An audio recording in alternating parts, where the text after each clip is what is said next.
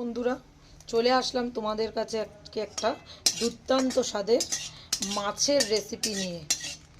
দুর্দান্ত স্বাদের। তো কড়াতে প্রথমে দিয়ে দিয়েছি শুকনো লঙ্কা, এবার দিয়ে দেবো গোটা জিরে, তারপর দিয়ে দেবো গোটা ধনে, দিয়ে দিলাম ধনে। এগুলোকে একটু নাড়িয়ে চাড়িয়ে নেব, একটু সুন্দর করে নাড়িয়ে নিয়ে এবার দিয়ে দেবো এর মধ্যে আমি দুটো ছোটো পেঁয়াজ কেটে নিয়েছি।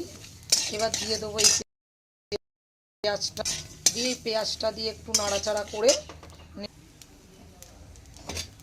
দেখো পেঁয়াজগুলো ভাজা। এবার এটাকে মিক্সিং জারে নিয়ে অল্প করে জল দিয়ে একটা মিহি পেস্ট করে নেব।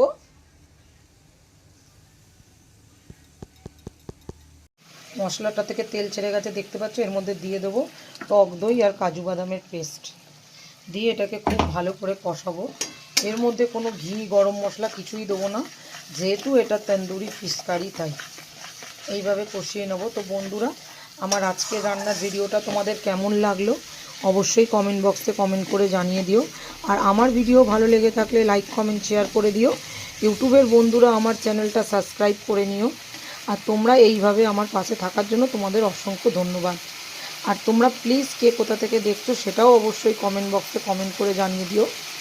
এবার আমি এতে দিয়ে দেবো স্বাদ অনুযায়ী লবণ। মশলাটার থেকে তেল ছেড়ে গেছে দেখতেই পাচ্ছ। এবার দিয়ে দেবো জল। জল দিয়ে মাছগুলো, যে মাছগুলো সেঁকে রেখেছি, মাছগুলো এক এক করে ছেড়ে দেবো। সত্যি বলছি, এইভাবে একবার ফিশ কারি বানিয়ে দেখো, অসাধারণ খেতে। মাছের ঝোল রেডি হয়ে গেছে, দেখো কি অসাধারণ দেখতে হয়েছে। তোমরাও বাড়িতে ঝটপট এইভাবে বানিয়ে ফেলো তন্দুরি ফিশ কারি। সত্যি বলছি, যেদিন রান্না করবে এই মাছের কারিটা সেদিন কিন্তু দুটো চাল বেশিই নিয়ে নিও বন্ধুরা তোমরা। দারুণ, বাড়িতে গেস্ট আসলেও বানিয়ে তাদের খাওয়াতে পারো, একটা অসাধারণ রেসিপি। দেখো খুব ভালো লাগবে খেতে। তো চলো বন্ধুরা, টাটা। আবার অন্য কোনো সময় আবার নতুন কোনো রান্নার ভিডিও নিয়ে তোমাদের সামনে হাজির হব।